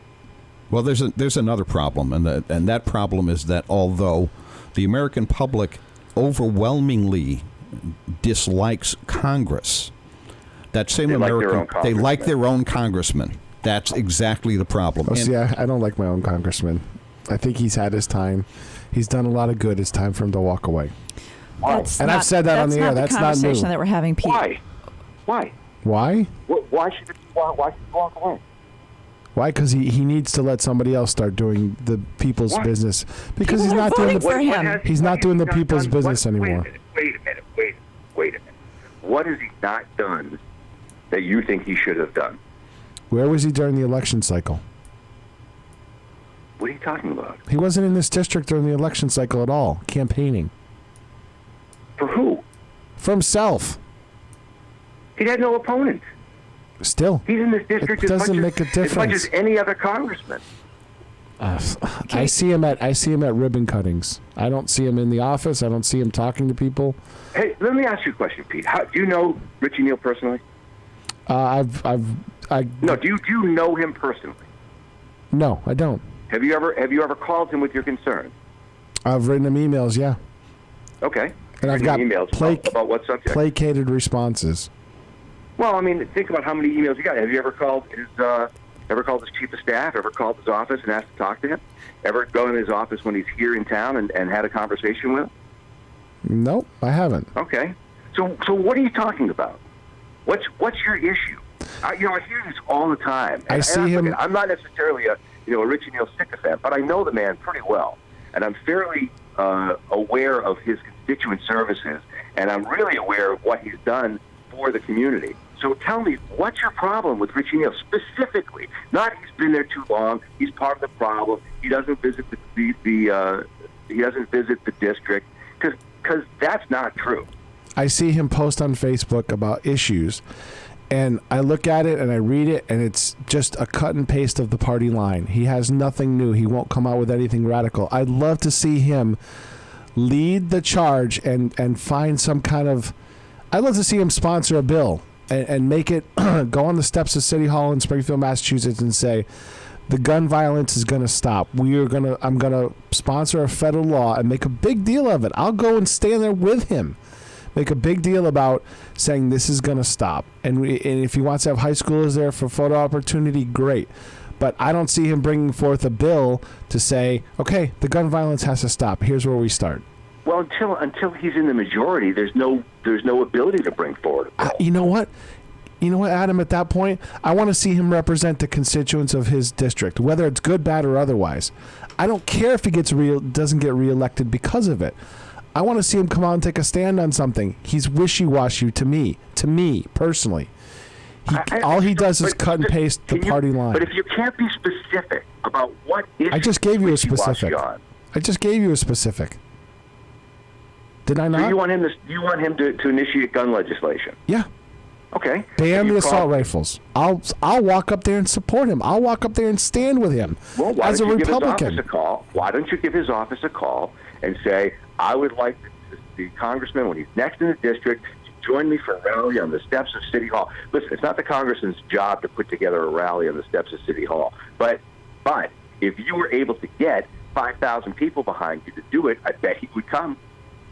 I bet if he put out the call, people would come. That's his job. He's supposed to be representing. Why not? It doesn't work that way. That's called leadership, you're Adam. Representative. Adam, it's called leadership. Take action. Why can't he take leadership? I elect him to do the job of his district. If he's not taking leadership, then he's not doing his job. I just don't think it works that way. I don't think the congressman maybe it should starts a rally on the steps. Name another congressman that starts a rally on the steps of City Hall. Maybe it should, Adam. There are a lot of shoulds out there, Pete. That's not. Rich. Wait, which issue are we going to pick? The one that's right in front of us. Let me tell you something that's really important about Richie Neal right now, and I can say this because he's running unopposed at the moment. So if there is a blue tide in November, and if the Democrats can take back the House, Richie Neal, next to Speaker of the House, will be the most powerful man in the House. Number two behind the Speaker. That's the guy you want representing your district. Would he be chairing Ways and Means, Adam? He would. Yeah, that's wow. He's the ranking member of Ways and Means. He will control Adam, the pocketbook of Congress. He shows no leadership. I don't think I agree with you. But I have no idea what you're talking about. I don't think I agree with you, Pete. I've seen the congressman take leadership on a number of issues. Perhaps not in the style that you like to see him take leadership. I mean, not coming. I'm talking leadership in the fact that if you take this stand, you might lose your seat. I'm not. You know what? We're going to save this for. If we're going to save this for another time, maybe we can. I wonder if I can get the congressman to call into a college talk show at 7:00 in the morning. But it might be worth a try.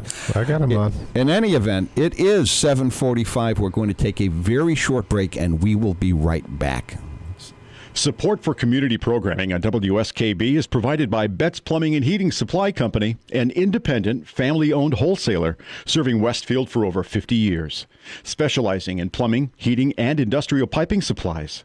Visit BettsPlumbing.com or 14 Coleman Avenue, Westfield. Public welcome. Support for the community programming of WSKB is provided by the Barnes & Noble College Bookstore at Westfield State University, right here in the Ely Campus Center.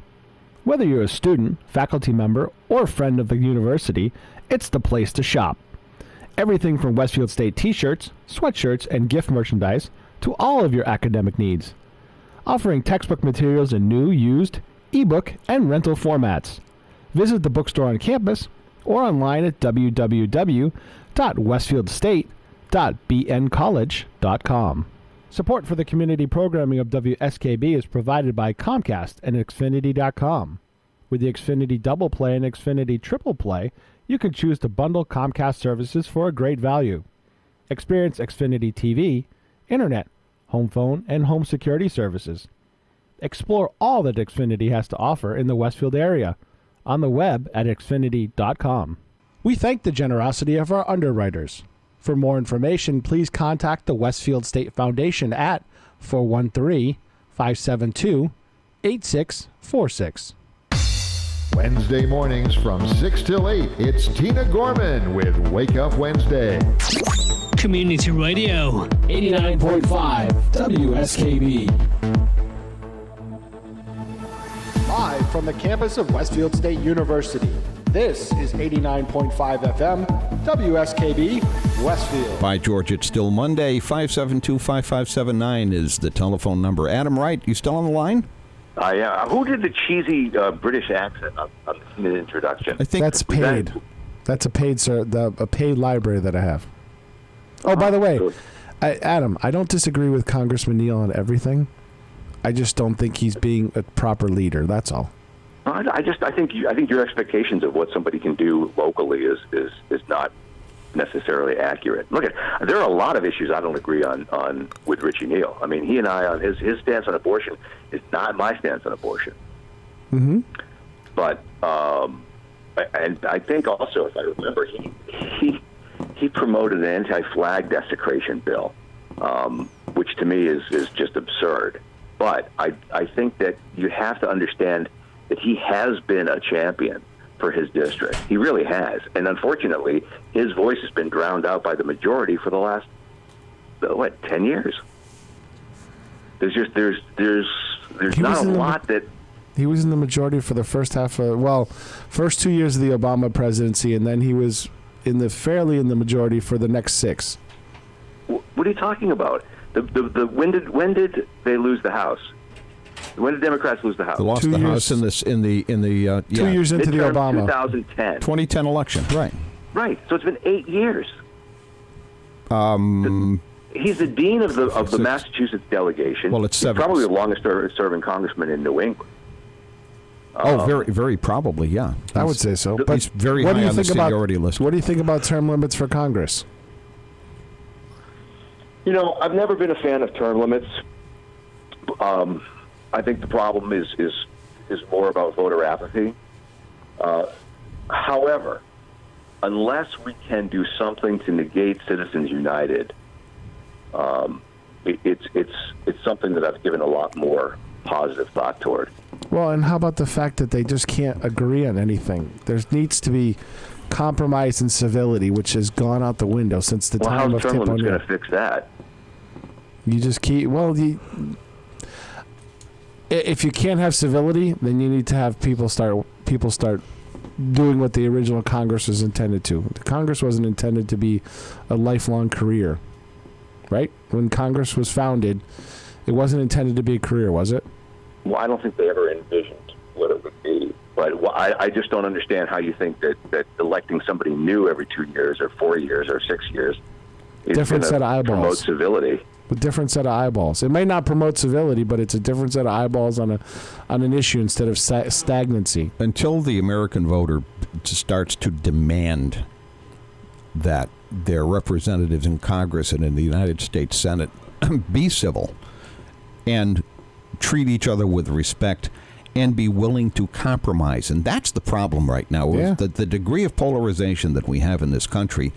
There are voters, and demonstrably there are voters who do not want their congresspeople to compromise on anything. They want an absolute hard line, no compromise, take no prisoners. And those exist on the left, certainly, but particularly on the right. And the threat that the Koch brothers or the National Rifle Association or some other group is going to set up an even more conservative candidate to primary against you frightens the bejesus out of an awful lot of people in Congress who might otherwise be willing to come to a compromise.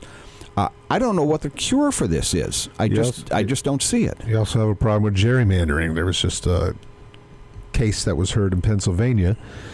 They said they ruled that the gerrymandering map that the Republicans had come up with was illegal, and now the Republicans are going after the judges who made that decision. Well, of course they are. There's very little turnover in Congress, and that's as a result of these gerrymandered districts where politicians get the constituents that they select, and they reassure their election just about every time. So that's another big problem. There's many, many, many problems that we have, all contributing to the morass we're in. But you also have a situation now where you have a president that is not really. He talks about bipartisanship, but I mean, look at the Graham-Durbin bill that they introduced last month for immigration.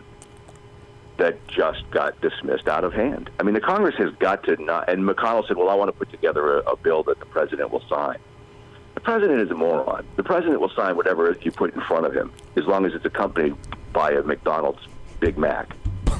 Well, he's changed his mind on this. If Congress can put together real positive legislation with significant support on both sides of the aisle, and wishy-washiness of a McConnell and a Ryan, who are really the problem. Those two are the problem. Then you'd have some opportunity for bipartisan support. Well, I think there's a lot more they did just recently come to an agreement, and Trump torpedoed it.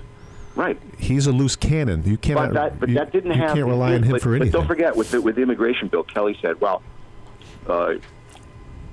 Trump wanted to see a majority of the Republican Party supporting something. A majority of the majority, the Hastert rule. And it didn't rise to that. It's the whole thing is so broken, but I really do think that you want to talk about lack of leadership. Look at Yertle the Turtle and Paul Ryan. I mean, those two are the definition of lack of leadership.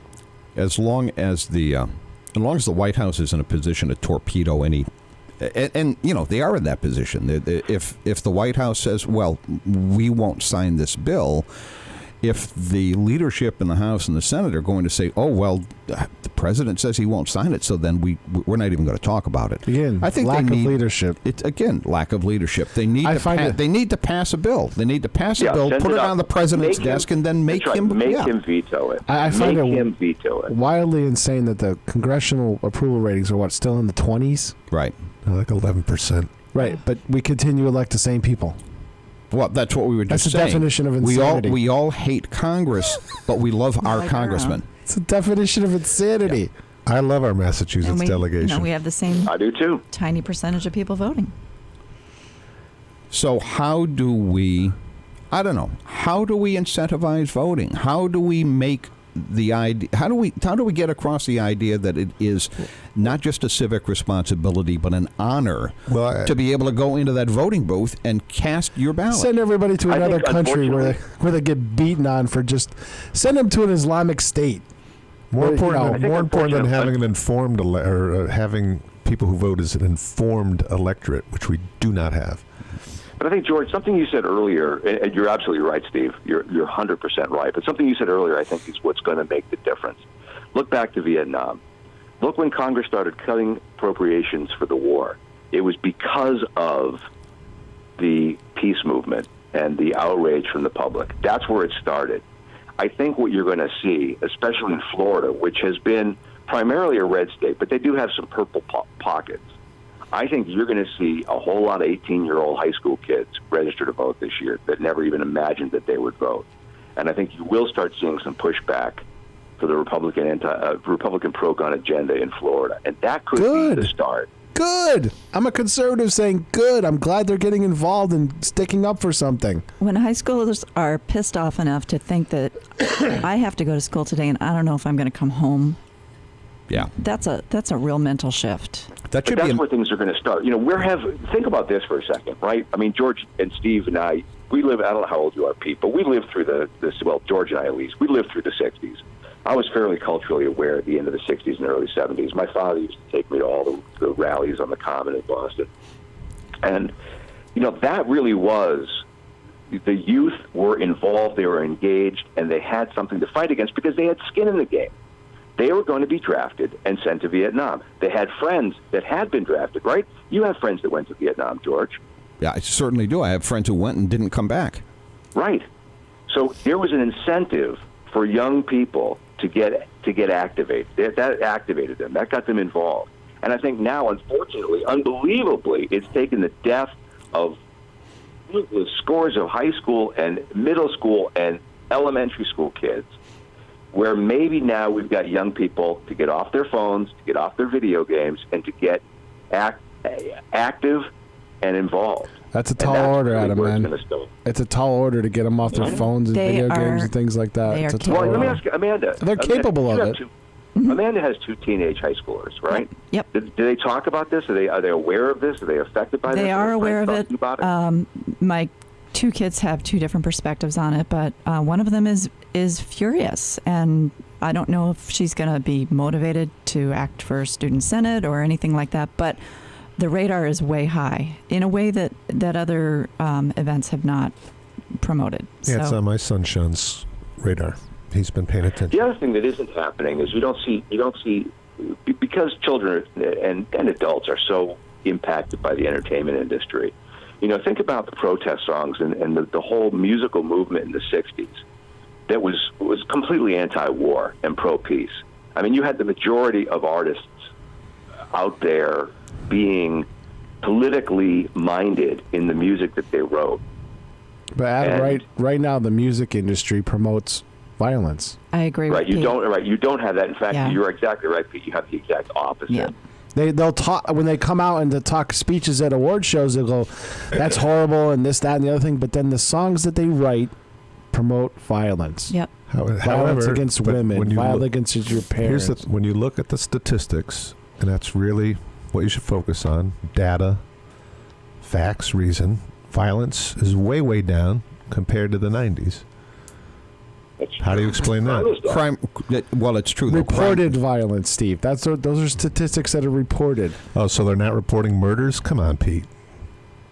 Of course, they're reporting all the murders. No, violent crime is way down. It's way. No, it is. Yeah, those statistics are pretty solid, Pete. I mean, we see the uniform. So why do we see Springfield statistics and shootings and things like that? No. Don't nationwide. Now, yeah, nationally they're down. In certain urban areas, they're not. And that's a whole different discussion about why Springfield is the way Springfield is. And we got about 45 seconds left, so we're not going to start that discussion now. As a matter of fact, what I'm going to do right now is say I think this little experiment was a success. I think we've had a really interesting and large, mostly respectful conversation. We all still like each other. That's a good thing. Adam and I know how to debate. You're assuming we started off like this. Yeah, okay. Oh. All right, I'll give you that one, Adam. I want to thank Adam Wright for being kind enough to call in and be part of the conversation. Thank you. Rusty did a good job, too. I'll talk to Rusty offline. George Delisle, Pete Coles, Amanda Brodkin, and Steve Donnelly, and, of course, the amazing Adam Wright. Thank you for a great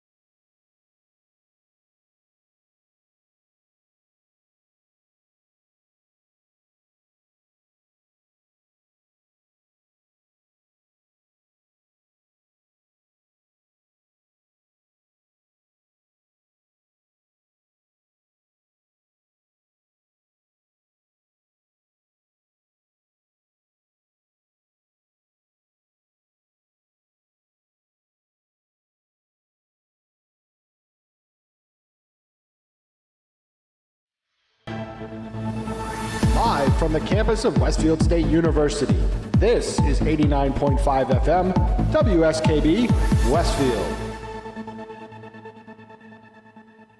WSKB's programming is generously underwritten by Whip City Fiber. Westfield Gas and Electric wants to help you decide where they offer gigabit speed Whip City Fiber Internet next. Turn your neighborhood into a fiberhood. Get on the list today at www.whipcityfiber.com. We thank the generosity of our underwriters. For more information, please contact the Westfield State Foundation at 413-572-8646. George Jones, George Burns, George Bush, George Benson, George C. Scott, George Reeves, George Wallace, George Hallis, George Washington,